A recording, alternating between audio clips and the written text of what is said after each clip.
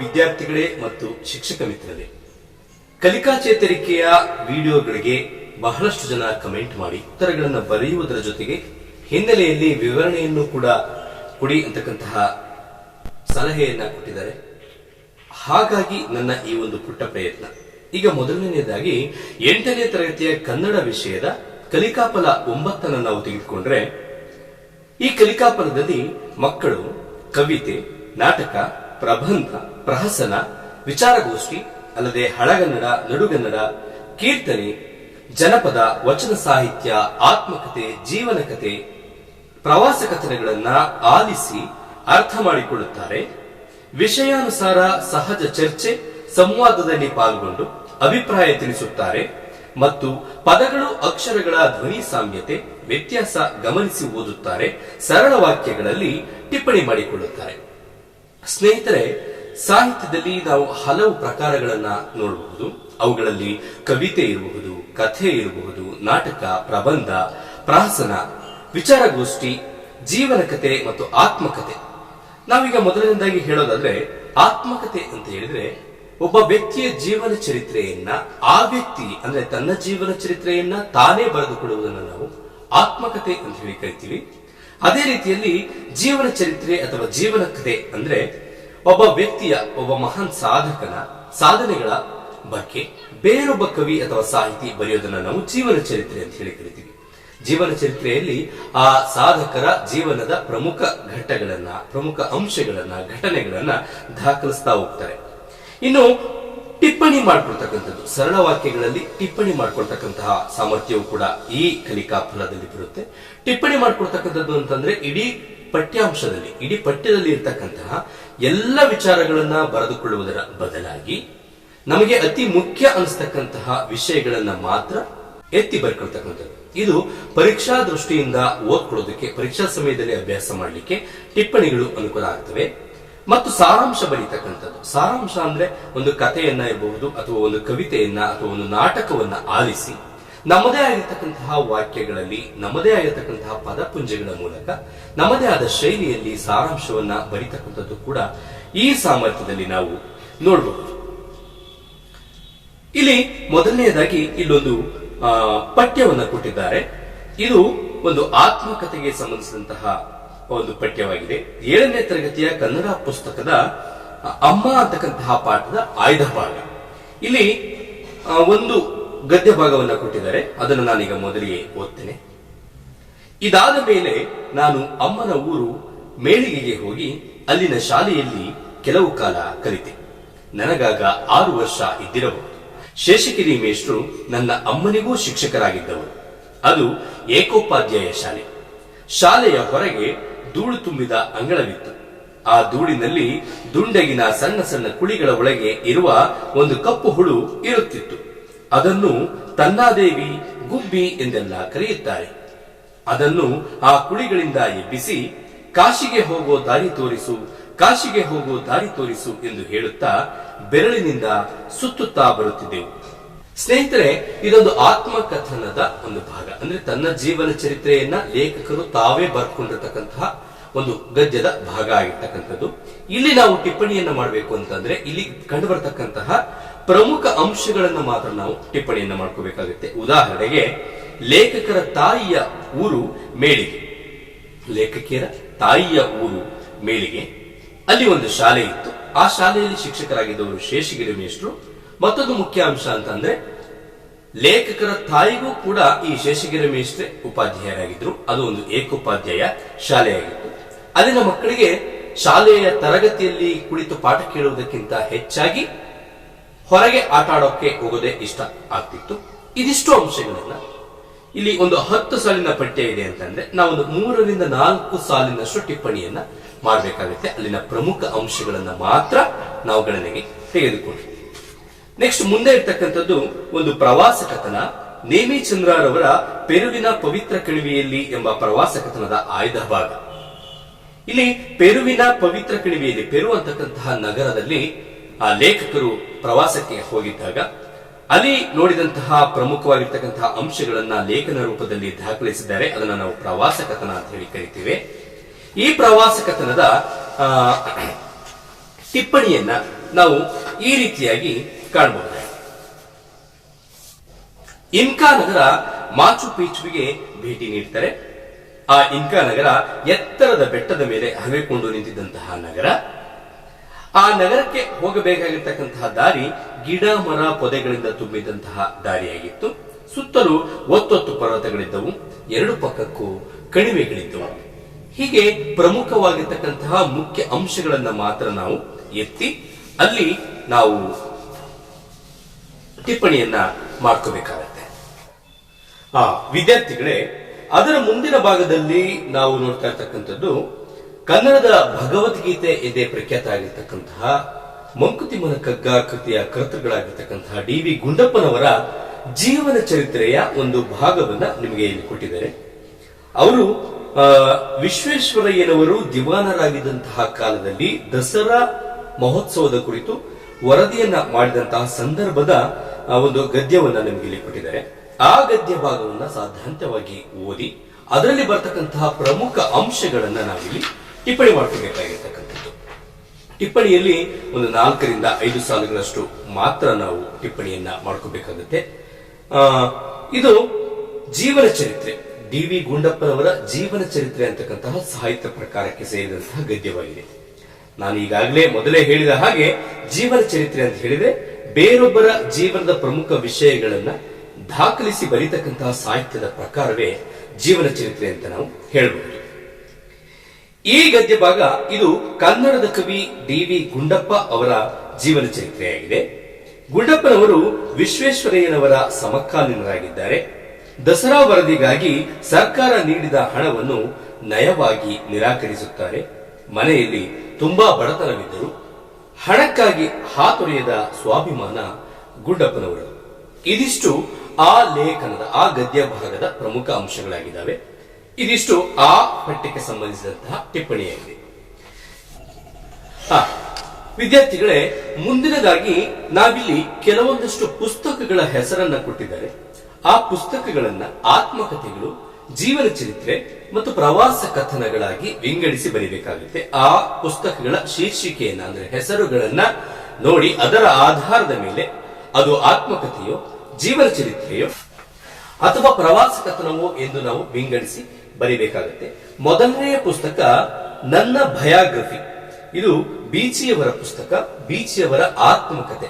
ಹಾಗಾಗಿ ಇದನ್ನ ಆತ್ಮಕಥೆ ಅಂತಕ್ಕಂತಹ ಕಾಲಂನಲ್ಲಿ ಬರೀಬೇಕಾಗುತ್ತೆ, ನನ್ನ ಬಯೋಗ್ರಫಿ ಅಂತಕ್ಕಂಥದ್ದು. ನೆಕ್ಸ್ಟ್ ಎರಡನೇದು ಅಮೆರಿಕಾದಲ್ಲಿ ಗುರೂರು ಅಂತಕ್ಕಂಥದ್ದು. ಇದು ಗುರೂರು ರಾಮಸ್ವಾಮಿ ಅಯ್ಯಂಗಾರರು ಬರೆದಿರ್ತಕ್ಕಂತಹ ಒಂದು ಪ್ರವಾಸ ಕಥನ. ಗುರೂರು ರಾಮಸ್ವಾಮಿ ಅಯ್ಯಂಗಾರರವರು ಅಮೆರಿಕಕ್ಕೆ ಭೇಟಿಯನ್ನ ನೀಡಿದಾಗ ಕಂಡಂತಹ ವಿಷಯಗಳನ್ನ ದಾಖಲಿಸಿ ಬರೆದಿರ್ತಕ್ಕಂತಹ ಒಂದು ಪ್ರವಾಸ ಕಥನ. ಹಾಗಾಗಿ ಇದನ್ನ ಪ್ರವಾಸ ಕಥನ ಶೀರ್ಷಿಕೆ ಅಡಿಯಲ್ಲಿ ಬರೀಬೇಕಾಗುತ್ತೆ. ಮೂರನೆಯದು ಸ್ವಾಮಿ ವಿವೇಕಾನಂದರ ಜೀವನ ಚರಿತ್ರೆ. ಪುಸ್ತಕದ ಹೆಸರೇ ಹೇಳುವ ಹಾಗೆ ಇದೊಂದು ಜೀವನ ಚರಿತ್ರೆಯಾಗಿದೆ. ಹಾಗಾಗಿ ಇದನ್ನ ಜೀವನ ಚರಿತ್ರೆ ವಿಭಾಗದಲ್ಲಿ ಸೇರಿಸಬೇಕಾಗುತ್ತೆ. ನೆಕ್ಸ್ಟ್ ಪ್ರವಾಸಿ ಕಂಡ ಇಂಡಿಯಾ. ಪ್ರವಾಸಿ ಕಂಡ ಇಂಡಿಯಾ ಅಂತಕ್ಕಂತಹ ಪುಸ್ತಕದ ಹೆಸರೇ ಹೇಳುವ ಹಾಗೆ ಇದೊಂದು ಪ್ರವಾಸ ಕಥನವಾಗಿದೆ.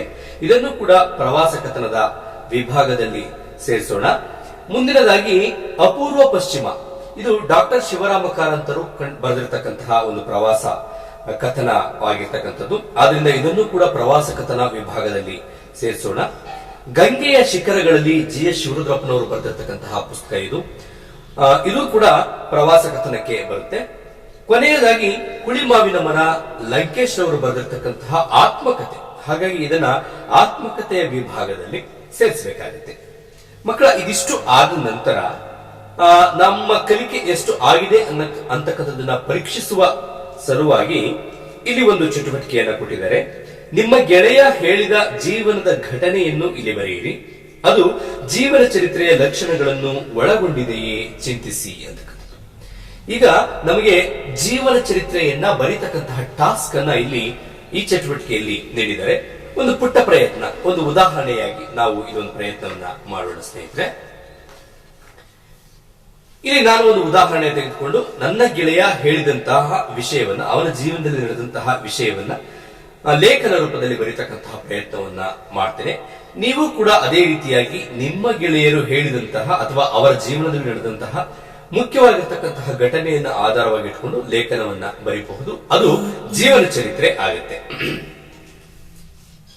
ಬನ್ನಿ ಲೇಖನಕ್ಕೆ ಹೋಗೋಣ.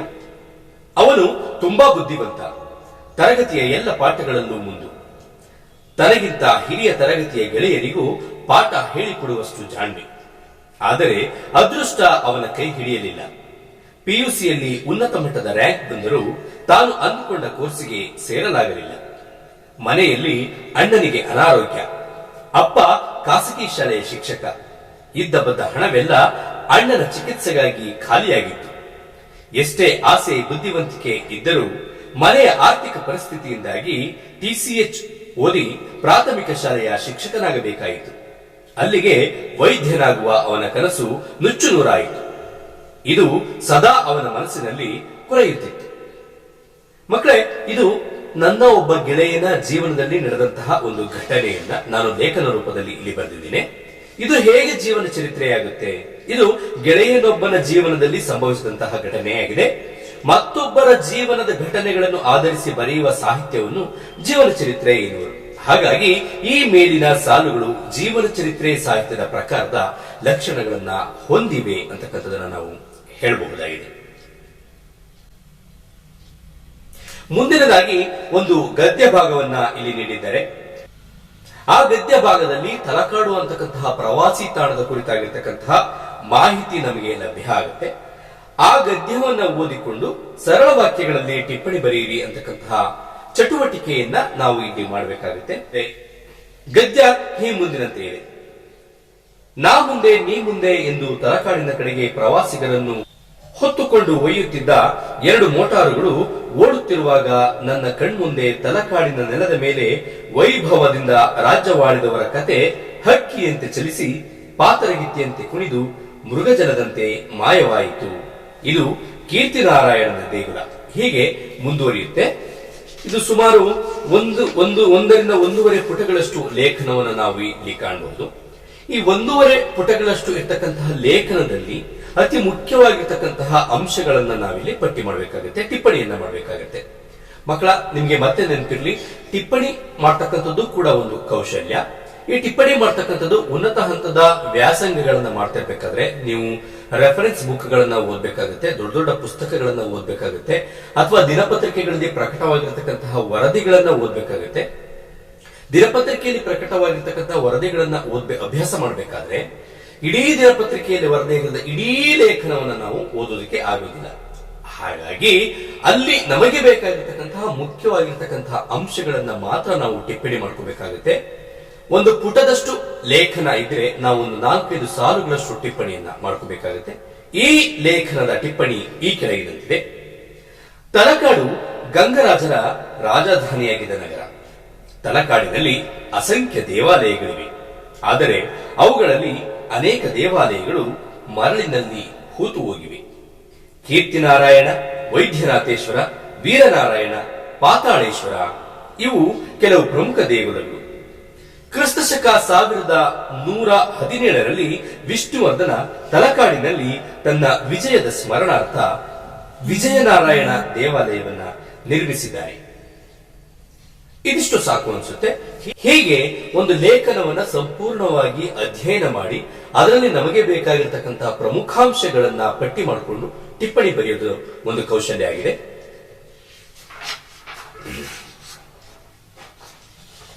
ಅಪ್ರೀತಿಯ ವಿದ್ಯಾರ್ಥಿಗಳೇ, ಮುಂದಿನ ಚಟುವಟಿಕೆಯನ್ನ ನಾವು ನೋಡೋದಾದ್ರೆ ನನ್ನ ಪ್ರವಾಸ ನನ್ನ ಅನುಭವ ಅಂತಕ್ಕಂತಹ ಚಟುವಟಿಕೆ 5ರಲ್ಲಿ ನೀಡಿದ್ದಾರೆ. ಅದರಲ್ಲಿ ಅಭ್ಯಾಸ 5.1ರಲ್ಲಿ ನೀವು ನೋಡಿದ ಪ್ರವಾಸದ ಕುರಿತು ನಿನ್ನ ಅನುಭವವನ್ನು ಬರೆಯಿರಿ ಅಂತಕ್ಕಂತಹ ಚಟುವಟಿಕೆಯನ್ನ ನೀಡಿದ್ದಾರೆ.